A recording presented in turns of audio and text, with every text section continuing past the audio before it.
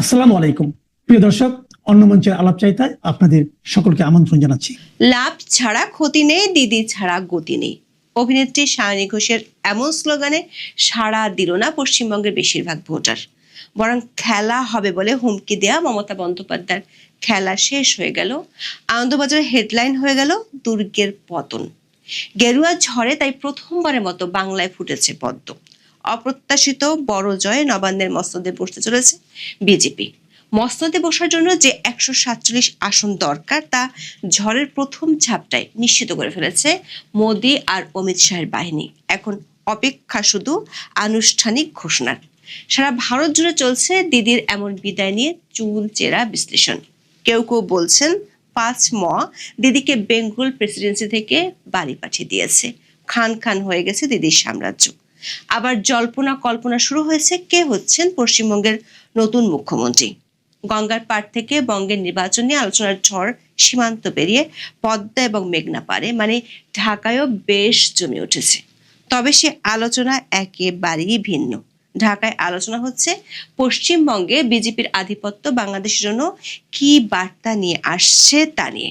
পশ্চিমবঙ্গে বিজেপির উত্থান বাংলাদেশকে চাপের মুখে পড়বে।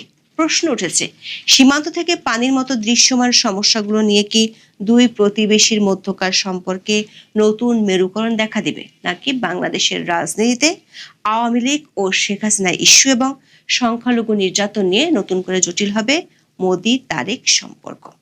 বিস্তারিত জানতে চলুন যাওয়া যাক বিশ্লেষণে। বহু বছর আগে অটল বিহারী বাজপেয়ী আক্ষেপ করে বলেছিলেন, ভারতের বিভিন্ন প্রান্তে বিজেপি সাফল্য পেলেও পশ্চিমবঙ্গে শক্ত ভিত্তি গড়তে পারছে না। এটা তার জন্য ছিল অত্যন্ত কষ্টের। দেশটির প্রয়াত এই প্রধানমন্ত্রীর আক্ষেপ এবার ঘুচতে যাচ্ছে। রাত 10টা পর্যন্ত ভারতের একাধিক সংবাদ মাধ্যমের খবরে বলা হচ্ছে, পশ্চিমবঙ্গের 293টি আসনের মধ্যে 208টি আসনে পদ্ম ফুল ফুটে গেছে, যেখানে মমতার তৃণমূল কংগ্রেস মাত্র 79টি আসনে জয় পাচ্ছে। অথচ সরকার গঠনের জন্য দরকার 147টি আসন। ফলে পশ্চিমবঙ্গে তৃণমূল কংগ্রেসের 15 বছরের শাসনের অবসান হতে চলেছে। এমন অবস্থায় সামাজিক যোগাযোগ মাধ্যমে খেলা শেষ লেখা বার্তা দিয়েছে বিজেপি। 2021 সালে পশ্চিমবঙ্গের বিধানসভা নির্বাচনের আগে তৃণমূল নেতা অনুব্রত মণ্ডল খেলা হবে স্লোগান দেন, যা পরবর্তীতে ব্যাপক ভাইরাল হয়। এরপর পশ্চিমবঙ্গের মুখ্যমন্ত্রী মমতা ব্যানার্জিও এই স্লোগান একাধিকবার ব্যবহার করেছেন। তাদের সেই স্লোগানের জবাবে বিজেপি এবার লিখল, খেলা শেষ। দলের এই জয়কে স্মরণীয় আখ্যা দিয়ে প্রধানমন্ত্রী নরেন্দ্র মোদী বলেছেন, পশ্চিমবঙ্গে পদ্ম ফুটেছে। দর্শক, পশ্চিমবঙ্গের এবারের নির্বাচনটি কয়েকটি কারণে বেশ ব্যতিক্রম ছিল। প্রথমত, পশ্চিমবঙ্গ বরাবরই রাজনৈতিক সহিংসতার জন্য পরিচিত। বিশেষ করে নির্বাচনী সহিংসতা ওই রাজ্যের এমন একটি বাস্তবতা যা সব দলের শাসনামলে কম বেশি বজায় থেকেছে। সেই জায়গায় রাজ্যে এবারের ভোট হয়েছে একেবারে শান্তিপূর্ণ পরিবেশে। 2 দফার ভোট গ্রহণে গোটা রাজ্যে একটিও সহিংসতাজনিত মৃত্যুর ঘটনা ঘটেনি। বিক্ষিপ্ত কিছু সংঘাত ছাড়া খুব বড় কোনো গন্ডগোলের খবর নেই। এটি পশ্চিমবঙ্গের নির্বাচনের সবচেয়ে ব্যতিক্রমী ঘটনা। ভোট পড়ার হারও ছিল একটি অনন্য রেকর্ড। পশ্চিমবঙ্গে এবার নির্বাচনের 2 দফা মিলে ভোট পড়েছে 92.47%। দেশটির স্বাধীনতার পর থেকে রাজ্যে কোনোদিন কোনো নির্বাচনে এত বেশি হারে ভোট পড়েনি। ভোটপ্রয়োগ জরিপগুলো আগেই বিজেপিকে এগিয়ে রেখেছিল। মমতা অবশ্য এক্সিট পোলগুলোকে উড়িয়ে দিয়ে দাবি করেছিলেন তৃণমূল 220টিরও বেশি আসন জিতবে। তবে এবার বুথ ফেরত জরিপের সংখ্যাগুলোই সঠিক প্রমাণিত হয়েছে। বাংলায় গেরুয়া ঝড়ে পদ্ম ফুটেছে।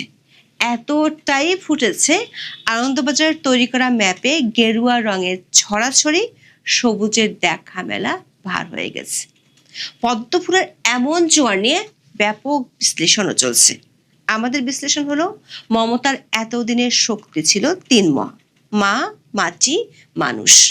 এই 3 মকে টেক্কা দিতে গেরুয়া দল এবার হাজির করেছিল নতুন 5 এগুলো হলো মুসলিম মহিলা অভিবাসী বা মাইগ্রেন্ট, মতুয়া সম্প্রদায় এবং বিজেপির শক্তিশালী নির্বাচনী যন্ত্র বা মেশিনারি। দীর্ঘদিন ধরে নারী ভোটাররা তৃণমূলের সাফল্যের অন্যতম ভিত্তি ছিল।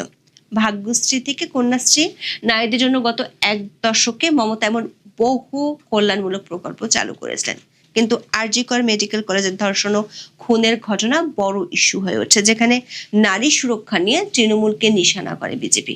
এমনকি পানিহাটি আসন থেকেও ওই ঘটনার শিকার নারীর মাকেও প্রার্থী করা হয়। ঐতিহাসিকভাবে পশ্চিমবঙ্গের প্রায় 27% মুসলিম ভোটার ক্ষমতার সমীকরণ নির্ধারণে গুরুত্বপূর্ণ ভূমিকা পালন করে। 2021 সালে মুসলিম প্রধান আসনগুলোতে তৃণমূলের বড় জয়ের পেছনে সংখ্যালঘু ভোটের একত্রীকরণ বড় কারণ ছিল। কিন্তু 2026 সালে মালদা, মুর্শিদাবাদ ও উত্তর দিনাজপুরের মতো গুরুত্বপূর্ণ জেলাগুলোতে ভোটের ধরনে পরিবর্তনের ইঙ্গিত মিলেছে। অল ইন্ডিয়া মজলিসে ইত্তেহাদুল মুসলিমিন কুড়াল মেরেছে তৃণমূলের মুসলিম ভোটে। দর্শক, পশ্চিমবঙ্গের নির্বাচনের ফলাফল কি হতে যাচ্ছে তা এখন সবাই আঁচ করতে পারছে।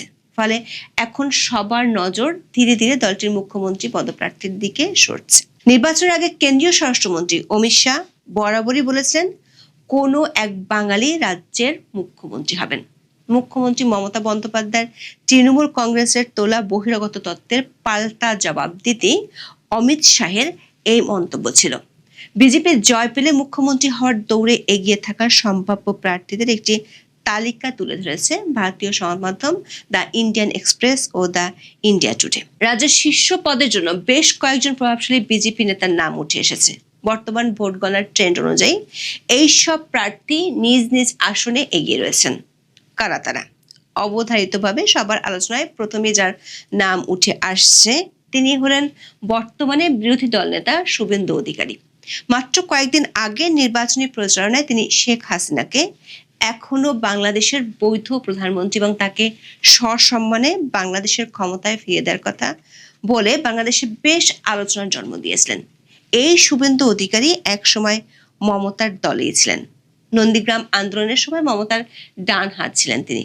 2021 সালের নির্বাচনের মাত্র কয়েক মাস আগে 2020 সালের ডিসেম্বরে তার বিজেপিতে যোগ দেওয়া তৃণমূল নেত্রীর জন্য বড় ধাক্কা ছিল। সে সময় নন্দীগ্রামে মমতাকে হারিয়ে শুভেন্দু আলোড়ন ফেলে দিয়েছিলেন। মুখ্যমন্ত্রী পদের দৌড়ে অন্যতম নাম বিজেপির রাজ্য সভাপতি শ্রমিক ভট্টাচার্য। আরএসএস এর আদর্শে গড়ে ওঠা অভিজ্ঞ নেতা 2024 সাল থেকে রাজ্যসভার সদস্য। বিজেপি কোনো বাঙালি মুখ বেছে নিতে চাইলে শ্রমিক ভট্টাচার্য হবেন অন্যতম সেরা বিকল্প। এরপর উঠে আসছে সাবেক সাংবাদিক স্বপন দাশগুপ্তর নাম।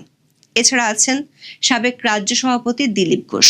যদিও 2024 সালের লোকসভা নির্বাচনের পর তিনি দল থেকে কিছুটা দূরে সরে গিয়েছিলেন, তবে গত জানুয়ারিতে কেন্দ্রীয় স্বরাষ্ট্রমন্ত্রী অমিত শাহের সঙ্গে সাক্ষাৎ হওয়ার পর তাকে আবারও মূলধারায় ফিরিয়ে আনা হয়। রাজ্য বিজেপির আরেক সাবেক সভাপতি সুকান্ত মজুমদার বর্তমানে ভারতের প্রধানমন্ত্রী নরেন্দ্র মোদীর নেতৃত্বাধীন মন্ত্রিসভার কেন্দ্রীয় মন্ত্রী। বিজেপি তাদের শক্তিশালী ঘাঁটি উত্তরবঙ্গ থেকে কাউকে শীর্ষ পদের জন্য বেছে নিতে চাইলে তিনি অন্যতম পছন্দ হতে পারেন। দ্য ইন্ডিয়া টুডে তাদের রিপোর্টে দুইজন নারীকে সম্ভাব্য মুখ্যমন্ত্রীর পদে জায়গা দিয়েছেন। একজন হলেন অগ্নিমিত্র পাল। ফ্যাশন ডিজাইনার অগ্নিমিত্র বাংলায় বিজেপি মহিলা মঞ্চের প্রধান ছিলেন। খুব দ্রুতই রাজ্যের ভাইস প্রেসিডেন্ট হয়েছেন তিনি। আরেকজন নারী হলেন রাজ্যসভার সদস্য নামকরা অভিনেত্রী রূপা গাঙ্গুলি। সোনাপুর দক্ষিণের এমএলএ রূপা গাঙ্গুলি 2 বছর ধরে বাংলার বিজেপি মহিলা মঞ্চের সভাপতি হিসেবে দায়িত্ব পালন করছেন। দর্শক, 1.5 দশকের তৃণমূল কংগ্রেসের আধিপত্য ভেঙে বিজেপির এই নিরঙ্কুশ উত্থান কেবল পশ্চিমবঙ্গের অভ্যন্তরীণ রাজনীতি নয়, বরং পার্শ্ববর্তী দেশ হিসেবে বাংলাদেশের ভূ রাজনৈতিক সমীকরণ, সীমান্ত অর্থনীতি এবং ঢাকা দিল্লি সম্পর্কেও সুদূর প্রসারী প্রভাব ফেলবে। বাংলাদেশের মানুষের মধ্যে বিশেষ করে সামাজিক মাধ্যমে পশ্চিমবঙ্গের ক্ষমতার এই পরিবর্তন নিয়ে ব্যাপকভাবে আলোচনা হচ্ছে। বাংলাদেশ ও ভারতের মধ্যকার সীমান্ত হলো 4096 কিলোমিটার। এই দীর্ঘ সীমান্তের মধ্যে কেবল পশ্চিমবঙ্গের সঙ্গে বাংলাদেশের সীমান্ত রয়েছে 2217 কিলোমিটার। তাই পশ্চিমবঙ্গের ক্ষমতার পালাবদলের বাতাস না চাইলেও ঢাকার দেয়ালে দেয়ালে আঘাত হানছে। প্রশ্ন হলো 2026 সালের ফেব্রুয়ারিতে বাংলাদেশের তারেক রহমানের নেতৃত্বে বিএনপি সরকার ক্ষমতা আসার পরপরই পশ্চিমবঙ্গে বিজেপি ক্ষমতায় আসায় বাংলাদেশ ভারত সমীকরণ কি নতুন কোনো রূপ নেবে, নাকি এই সম্পর্ক আরো জটিল হয়ে উঠবে? এতদিন কেন্দ্রে বিজেপি এবং রাজ্যে তৃণমূল থাকায় অনেক ক্ষেত্রেই বাংলাদেশ ইস্যুতে দিল্লি নীতির সঙ্গে কলকাতার মতবিরোধ দেখা যেত। যেমন তিস্তা চুক্তিতে মমতা বন্দ্যোপাধ্যায় ছিলেন সবচেয়ে বড় রাজনৈতিক বাধা, আবার অন্যদিকে বিজেপির মুসলিম বিরোধী প্রচারণার বিরুদ্ধে তিনি ছিলেন সোচ্চার। কিন্তু এবার পশ্চিমবঙ্গে ডাবল ইঞ্জিন সরকার এসে গেছে। কেন্দ্রে ও রাজ্যে একই দলের সরকার হওয়ায় রাজ্যটি কি দিল্লির কেন্দ্রীয় নীতিমালার সঙ্গে পুরোপুরি যুক্ত হয়ে যাবে? ধরে নেওয়া যায়, কেন্দ্র যদি বাংলাদেশের সঙ্গে সম্পর্ক জোরদার করতে চায় তবে কলকাতা আর কোনো বাধা হয়ে দাঁড়াবে না। কিন্তু নেতিবাচক দিকও আছে, সেটি হলো কেন্দ্রীয় সরকারের কোনো বাংলাদেশ বিরোধী সিদ্ধান্ত পশ্চিমবঙ্গেও খুব সহজে বাস্তবায়িত হবে, যা বাংলাদেশের জন্য বড় রকমের অস্বস্তির কারণ হতে পারে। শেষ বিচারে এখন কলকাতার চেয়ে দিল্লির সিদ্ধান্তই দ্বিপাক্ষিক সম্পর্কে নিরঙ্কুশ প্রভাব রাখবে। পশ্চিমবঙ্গের ক্ষমতার পালা বদলে সামনের দিনগুলোতে ভারত বাংলাদেশ সম্পর্কে বড় প্রশ্ন হলো তিস্তা চুক্তির জট কি খুলবে? 2011 সালের সেপ্টেম্বরে ভারতের তৎকালীন প্রধানমন্ত্রী ডক্টর মনমোহন সিং ঢাকা সফর করেন। তার শেষ সফরে তিস্তা নদীর পানি বন্টন চুক্তি স্বাক্ষরের সব প্রস্তুতি শেষ হয়েছিল।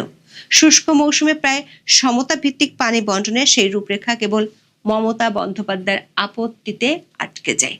এখন মমতার অনুপস্থিতিতে সেই জট খোলার একটি তাত্ত্বিক সুযোগ তৈরি হয়েছে, তবে বাস্তব পরিস্থিতি অতটাও সহজ নয়। পশ্চিমবঙ্গের উত্তরাংশে মানে দার্জিলিং, জলপাইগুড়ি, কোচবিহার যেখানে দিয়ে তিস্তা প্রবাহিত, সেখানে বিজেপি এবার ব্যাপক জনসমর্থন পেয়েছে। ফলে চুক্তি করার আগে বিজেপিকে অবশ্যই ওই অঞ্চলের ভোটারদের স্বার্থের কথা ভাবতে হবে। আবার এই বছরে শেষ হচ্ছে গঙ্গা পানি বন্টন চুক্তির মেয়াদ। এটি নবায়নও এখন একটি প্রধান ইস্যু হিসেবে দেখা দিবে, যেখানে রাজ্য বিজেপির ভূমিকা হবে নির্ণায়ক। পুরো বিষয়টি এখন নির্ভর করবে দিল্লির ভূ রাজনৈতিক সদিচ্ছা এবং বাংলাদেশের দর কষাকষির সক্ষমতার উপর।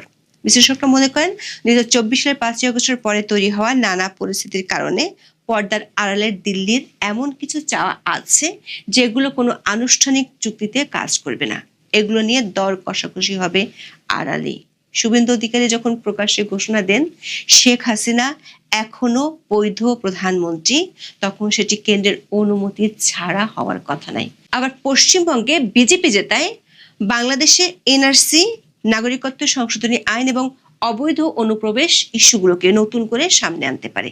এই ইস্যুগুলো বাংলাদেশের জন্য অস্বস্তিকর হলেও এগুলো কতটা প্রভাব ফেলবে তা নির্ভর করবে ঢাকা দিল্লি সামগ্রিক সম্পর্কের উপর। সম্পর্ক যদি স্থিতিশীল ও মর্যাদাপূর্ণ থাকে তবে এসব ইস্যু নিয়ে খুব বেশি নাড়াচাড়া হবে না, কিন্তু সম্পর্কে টানাপোড়েন থাকলে এগুলোকে রাজনৈতিক হাতিয়ার হিসেবে ব্যবহারের পূর্ণ আশঙ্কা রয়েছে। আসামের মুখ্যমন্ত্রী হিমন্ত বিশ্ব শর্মা যেভাবে রাতের অন্ধকারে পুশব্যাকের কথা বলেছেন, পশ্চিমবঙ্গ সরকার যদি একই পথে হাঁটে তবে তার সীমান্ত পরিস্থিতিকে জটিল করে তুলবে। বাংলাদেশের হিন্দু সংখ্যালঘুদের উপর নির্যাতনের বিষয়টি দুদেশের জন্য স্পর্শকাতর একটি বিষয়। এখন বঙ্গরাজ্যে ক্ষমতা থাকায় বিজেপি কেন্দ্রীয় সরকারের উপর বাংলাদেশের উপর কঠোর হওয়ার জন্য চাপ প্রয়োগ করবে, যা তারেক রহমানের সরকারের জন্য এক বিশাল অস্বস্তির কারণ হয়ে দাঁড়াবে। এর মধ্যে মোদী সরকার বাংলাদেশে হাই কমিশনার হিসেবে প্রথমবারের মতো কূটনীতিকের পরিবর্তে ঝানু রাজনীতিককে নিয়োগ দিয়েছে। নতুন হাই কমিশনার হিসেবে নিয়োগ পাওয়া দীনেশ ত্রিবেদী আবার পশ্চিমবঙ্গের রাজনীতিতে এক সুপরিচিত মুখ। তিনি তৃণমূল কংগ্রেসের প্রাক্তন কেন্দ্রীয় মন্ত্রী ছিলেন এবং বর্তমানে বিজেপির একজন গুরুত্বপূর্ণ নেতা। ফলে কেন্দ্র থেকে ঢাকা, মাঝখানে সীমান্ত, সবখানে এখন বিজেপির একক প্রাধান্য, যেটি সরাসরি মোদির ভাষায় এক হয়ে কথা বলবে। ফলে দৃশ্যমান সীমান্ত কিংবা পানি অথবা বাণিজ্য সমস্যা থেকে শুরু করে পর্দার আড়ালের আওয়ামী লীগ কিংবা শেখ হাসিনা ইস্যু নিয়ে দিল্লি এখন ত্রিমুখী চাপ তৈরি করতে পারবে ঢাকার উপর। দর্শক, আমাদের বিশ্লেষণ হলো পশ্চিমবঙ্গের 2026 সালের এই নির্বাচনের ফলাফল কেবল একটি দল থেকে অন্য দলের কাছে ক্ষমতা হস্তান্তর নয়, বরং এটি একটি আদর্শিক পরিবর্তনের সংকেত। এই পরিবর্তনের ঢেউ গঙ্গা পেরিয়ে বাংলাদেশের পদ্মা ও মেঘনা পাড়েও লাগবে। পশ্চিমবঙ্গের এই পদ্ম বিপ্লব শেষ পর্যন্ত দুই দেশের বন্ধুত্বকে আরো সংহত করবে নাকি বিচ্ছেদের নতুন দেওয়াল তুলবে, তার উত্তর দিবে ভবিষ্যৎ। তবে আজকের এই পরিবর্তনের দিনে একটি কথা স্পষ্ট, পূর্ব ভারতের রাজনীতি আর আগের মতো থাকবে না। এখন এ পর্যন্ত, সবাই ভালো থাকুন, সুস্থ থাকুন, নিরাপদ। ইউনূস অবৈধভাবে ক্ষমতা দখল করে চীন গিয়েছিলেন এবং সেখানে গিয়ে ভারতকে তার সীমানা দেখানোর চেষ্টা করেছিলেন সেভেন সিস্টার নিয়ে। আপনাদের মনে আছে না সেই কথাটি? জোর গলায় বলেছিলেন যে ভারতকে তার সমুদ্র যাওয়ার জন্য আমাদের কাছে আসতে হবে, এরকম একটা কথা। ইউনূস পরবর্তী তারেক রহমান প্রধানমন্ত্রী হিসেবে কোন দেশ সফরে প্রথম যাবেন বলুন তো, আপনার কি ধারণা? আসুন সেটাই আলোচনা করে দেখা যাক। ইউনূসকে ক্ষমতায় বসানোর পেছনে যতই মার্কিন যুক্তরাষ্ট্রের সঙ্গে ভারতের নাম জুড়ে দেওয়ার চেষ্টা হোক না কেন, সেটা আসলে ধোপে টেকে না। কারণ ভারত আসলে সাত করে শেখ হাসিনাকে বাদ দিয়ে ইউনূসের মতো জামায়াতের চাইতেও জামাত, পাকিস্তানিদের চাইতেও পাকিস্তানি, বেশি পাকিস্তানি, মানে এমন কাউকে ক্ষমতায় বসাবে না। কিন্তু তারেক রহমানকে মার্কিন ভারত যৌথ প্রচেষ্টায় ক্ষমতায় বসিয়েছে, এটা স্পষ্ট। ইউনূসকে কারা ক্ষমতায় বসিয়েছিল, ভারত তার পেছনে ছিল কিনা, এ নিয়ে আমি একটি আলাদা ভিডিও করব, আজকালকের মধ্যেই যাবে, আশা করি দেখবেন।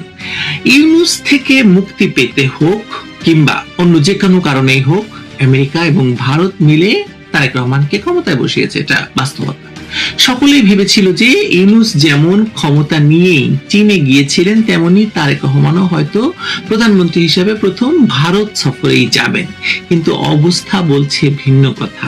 তারেক রহমান ভারতের কাছে মুচলেকা দিয়েছেন বটে, কিন্তু সেটা রাখার পথে তিনি হাঁটছেন কিনা সে প্রশ্ন এখন অনেকেই তুলতে শুরু করেছেন।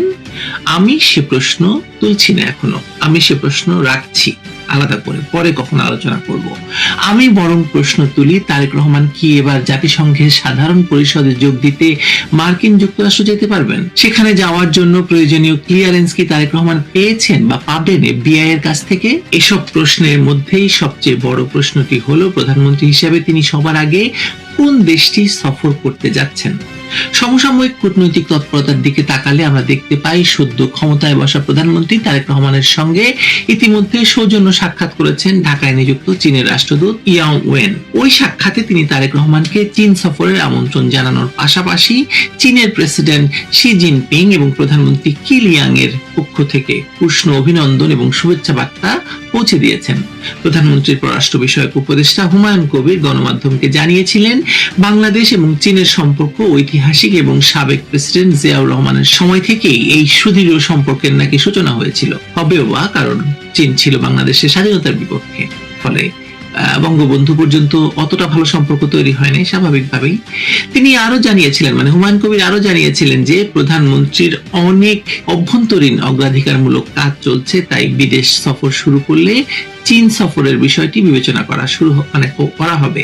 এই অগ্রাধিকারমূলক কাজ বলতে আসলে কি বোঝানো হয়েছিল তা নিয়ে রাজনৈতিক মহলে গভীর সংশয় রয়েছে। সংশয় থাকারও কথা, আমরা শুধু কার্ড দেওয়া ছাড়া আর তো কিছু দেখছি না কোনো কাজ কারবার। যাই হোক, কারণ আমরা জানি যে এই সরকার মূলত অবৈধ ইউনূস সরকারের একটি বর্ধিত রূপ। তাদের প্রধান কাজই হয়ে দাঁড়িয়েছে তথাকথিত গণ অভ্যুত্থান বা বিপ্লবের নামে যারা দেশে অরাজকতা সৃষ্টি করেছিল সেই জুলাই সন্ত্রাসীদের পুনর্বাসন করা এবং দেশের মূল চেতনাকে ধ্বংস করা। কূটনৈতিক ভারসাম্য রক্ষার নামে সরকার এখন এক অদ্ভুত দোলাচালে ভুগছে। পররাষ্ট্রমন্ত্রী ডক্টর খলিলুর রহমান আগামীকাল বেইজিং এ যাচ্ছেন। তিনি চীনা পররাষ্ট্রমন্ত্রী ওয়াং এর সঙ্গে দ্বিপক্ষীয় বৈঠকে বসবেন। এর ঠিক এক মাস আগে 7ই এপ্রিল তিনি দিল্লি সফর করেছিলেন। সেই দিল্লি সফর আর বেইজিং এর মাঝে দৌড়ঝাঁপ করে সরকার বোঝাতে চাইছে হয়তো যে তারা বড় শক্তিগুলোর সঙ্গে ভারসাম্য বজায় রাখছে। আমেরিকা কোথায়? আমেরিকা? আসলে আমেরিকা কোথাও নেই, আমেরিকা সারা বাংলাদেশে আছে।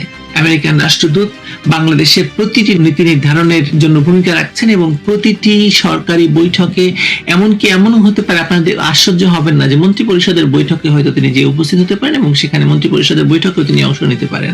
তার জন্য দরজা খোলা, কে জানে তার কোন লোক ওখানে বসিয়ে রাখা হয়েছে। চীনের পক্ষ থেকেও তারেক রহমান সরকারকে সব ধরনের সহযোগিতার বার্তা দেওয়া হয়েছে। বিএনপিও চীনের সাথে সম্পর্ক নিবিড় করতে মরিয়া। গত 20 এপ্রিল বিএনপির মহাসচিব মির্জা ফখরুল ইসলাম আলমগীরের নেতৃত্বে একটি প্রতিনিধি দল চীন সফর করে চীনের ওয়ান চায়না পলিসির প্রতি পূর্ণ সমর্থন জানিয়ে এসেছেন। এই তো সামুদ্রিক রাজনীতির পেছনে মূল উদ্দেশ্য হলো আন্তর্জাতিক স্বীকৃতি আদায় করা, কারণ দেশের ভেতরে যাদের পায়ের তলার মাটি অত্যন্ত আলগা মানে তো বুঝেন, নড়বড়ে। চীনের সাথে এই মহরমের অন্যতম প্রধান এজেন্ডা হলো তিস্তা মহাপরিকল্পনা। 8,000 কোটি টাকারও বেশি খরচে নির্মিতব্য Teesta river comprehensive management and restoration project অর্থায়নে চীন প্রবলভাবে আগ্রহী, কিন্তু সরকার এখানেও দ্বিধায় ভুগছে। একই অবস্থা চীনের প্রস্তাবিত বৈশ্বিক উন্নয়ন উদ্যোগ বা জিডিআই এর ক্ষেত্রেও। চীন বাংলাদেশকে এই জোটে টানতে চাইলেও বাংলাদেশ এখনই এতে যোগ না দেওয়ার সিদ্ধান্ত নিয়েছে। অবভিয়াসলি আমেরিকা চাইবে না এটার জন্য, সুতরাং এই জায়গাটা তো বুঝতেই হবে। পশ্চিমা বিশ্ব এবং ভারতের সম্ভাব্য অসন্তোষের কথা মাথায় রেখেই সরকার এই সিদ্ধান্ত ঝুলিয়ে রেখেছে। অর্থাৎ তারেক রহমানের নেতৃত্বাধীন সরকার একদিকে চীনের কাছ থেকে অর্থনৈতিক সুবিধা নিতে চাইছে, অন্যদিকে পশ্চিমা বিশ্ব ও ভারতকে চটাতে ভয় পাচ্ছে। এই মেরুদণ্ডহীন পররাষ্ট্রনীতি প্রমাণ করছে যে তারা দেশের স্বার্থের চেয়ে নিজেদের ক্ষমতা টিকিয়ে রাখতে বেশি ব্যস্ত। আমাদের ভুলে গেলে চলবে না যে এই ইউনূস সরকারের বর্ধিত সরকারটি কার উপর ভর করে দাঁড়িয়ে আছে। তাদের মূল চালিকা শক্তি হলো যুদ্ধাপরাধীর দল জামায়াত ইসলামী এবং তাদের সশস্ত্র সহিংস এবং জঙ্গি অঙ্গ সংগঠন ইসলামী ছাত্র শিবির এবং এনসিপির ভরসায় তথাকথিত গণ অভ্যুত্থানের ধোঁয়াশা তৈরি করে এই জুলাই সন্ত্রাসীরা আজ রাষ্ট্রযন্ত্রের প্রতিটি রন্ধ্রে রন্ধ্রে প্রবেশ করে আছে। তারেক রহমানের সরকার এই স্বাধীনতা বিরোধী অপশক্তির কাছে কার্যত জিম্মি। যে জামায়াত ইসলামী 1971 সালে বাংলাদেশের জন্মের বিরোধিতা করেছিল, বুদ্ধিজীবী হত্যা করেছিল, আজ সেই যুদ্ধাপরাধীদের এজেন্ডা বাস্তবায়িত হচ্ছে রাষ্ট্রীয় পৃষ্ঠপোষকতায়। তারেক রহমানের সরকার মুখে গণতন্ত্রের কথা বললেও বাস্তবে তারা একটি উগ্র ধর্মান্ধ গোষ্ঠীকে রাজনৈতিক পুনর্বাসন দেওয়ার বিপজ্জনক খেলায় মেতেছে। আন্তর্জাতিক মহলকে বোকা বানানোর জন্য তারা যতই কূটনৈতিক সফর করুক না কেন, তাদের অভ্যন্তরীণ বিষাক্ত রাজনৈতিক আতাতের বিষয়টি আজ আর কারো অজানা নয়। তারেক রহমানের সম্ভাব্য চীন সফর নিয়ে জুনের মাঝামাঝি থেকে জুলাইয়ের প্রথমার্ধের যে সময়সীমার কথা শোনা যাচ্ছে তা এখন হয়তো চূড়ান্ত নয়, বরং ওয়াকিবহাল মহল থেকে এমন ইঙ্গিত দিচ্ছে যে বৃহৎ শক্তিগুলোর রোষানল থেকে বাঁচতে এবং ভূ রাজনৈতিক ঝুঁকি এড়াতে তিনি হয়তো তার প্রথম বিদেশ সফর শুরু করতে পারেন ভুটান দিয়ে। কারণ হিসেবে বলা হবে যে ভুটান প্রথম বাংলাদেশকে স্বীকৃতি দিয়েছিল। এটি আসলে একটি নিরাপদ বা সেফ এক্সিট খোঁজার চেষ্টা মাত্র। ভারত, চীন বা আমেরিকার মতো পরাশক্তিগুলোর কোনো একটিকে বেছে নিলে অপরপক্ষ ক্ষুব্ধ হতে পারে, এমন ভিত্তি থেকেই সার্কভুক্ত কোনো একটি ছোট দেশকে দিয়ে সফর শুরুর এই পরিকল্পনা খোঁজা হচ্ছে। কিন্তু চাপ প্রবল হচ্ছে পাকিস্তানের দিকে। ইতিমধ্যে বাংলাদেশ থেকে একদল সরকারি কর্মকর্তা পাকিস্তানে গিয়েছেন প্রশিক্ষণ নিতে, কিভাবে সেনাবাহিনীর আন্ডারে কাজ করা যায়। খারাপ না, কিন্তু এই ধরনের পলিসি দিয়ে একটি দেশের দীর্ঘমেয়াদী পররাষ্ট্রনীতি চলতে পারে না। এই যে হজবরলা পলিসির কথা বলছি, কূটনৈতিক বিশ্লেষকরা বলছেন প্রধানমন্ত্রী তারেক রহমান তার প্রথম আনুষ্ঠানিক বিদেশ সফরে ভুটান যেতে পারেন, কারণ ভুটানই সর্বপ্রথম বাংলাদেশকে স্বাধীন রাষ্ট্র হিসেবে স্বীকৃতি দিয়েছিল। ভুটান দিয়ে শুরু করলে একটা ঐতিহাসিক আবেগিক বার্তা দেওয়া যায়, একই সঙ্গে ভারত বা চীনের কোনো একটিকে প্রথমে বেছে নেওয়ার যে কূটনৈতিক ঝুঁকি সেটাও এড়ানো যায়। কিন্তু এরপরই তো আসবে সেই মূল প্রশ্ন, ভারত না চীন? এবং এই মুহূর্তে যেভাবে বেইজিং থেকে একের পর এক আমন্ত্রণ আসছে, যেভাবে মির্জা ফখরুল ইসলাম আলমগীর থেকে শুরু করে প্রধানমন্ত্রীর উপদেষ্টা রাশেদ আল তিতুমির, তারপরে পররাষ্ট্রমন্ত্রীর চীন সফরের মাধ্যমে ভূমি তৈরি হচ্ছে, যেভাবে জুন জুলাই সফরের সময়সীমার কথা বলা হচ্ছে, তাতে স্পষ্টতই মনে হচ্ছে প্রধানমন্ত্রী তারেক রহমানের প্রথম বড় রাষ্ট্রীয় সফরটি হতে পারে চীন। তাতে আমেরিকা কি করবে ভয় পাচ্ছি। যাই হোক, এই সফর যদি সত্যি হয় তাহলে এর রাজনৈতিক এবং ভূ রাজনৈতিক তাৎপর্য অনেক গভীর। একদিকে মার্কিন যুক্তরাষ্ট্র এবং ভারতের সমর্থনে ক্ষমতায় আসা একটি সরকার প্রথম বড় সফরে চীন যাচ্ছে, এই বার্তাটা ওয়াশিংটন এবং দিল্লি দুটোর জন্যই খুবই অস্বস্তিকর হবে, সন্দেহ নেই। কিন্তু তারেক রহমান সম্ভবত এই মুহূর্তে বাস্তবতাকেই প্রাধান্য দেবেন। চীন বাংলাদেশের সবচেয়ে বড় বাণিজ্য অংশীদার, তিস্তা প্রকল্পে অর্থায়নের সম্ভাবনা আছে, মংলা বন্দর আধুনিকীকরণে চীনের আগ্রহ আছে। এই অর্থনৈতিক বাস্তবতাকে উপেক্ষা করে বিএনপি সরকার বেশি দিন চলতে পারবে কিনা সন্দেহ আছে। তবে একটা প্রশ্ন পড়ে যায় বা থেকে যায়, সেটা হচ্ছে যে সরকারকে মার্কিন ভারত যৌথ প্রচেষ্টায় ক্ষমতায় বসানো হলো বলে আমরা সবাই মনে করছি, সেই সরকার যদি প্রথম বড় সফরেই বেইজিং এ উড়ে যায়, তাহলে সেটা কি ওয়াশিংটন এবং দিল্লির সঙ্গে করা সেই অলিখিত মুচলেখা লঙ্ঘন হবে না? তারেক রহমান কি সেই ভারসাম্যের দড়ির উপর দিয়ে হাঁটতে পারবেন, নাকি দড়ি ছিঁড়ে পড়ে যাবেন বা দড়িটাকে কেটে দেবে কোনো পক্ষ? এই প্রশ্ন আপনাদের জন্য রেখে গেলাম। উত্তর আপনারা সময়ই পাবেন, কিন্তু আপনারাও দিয়েন। ভালো থাকবেন।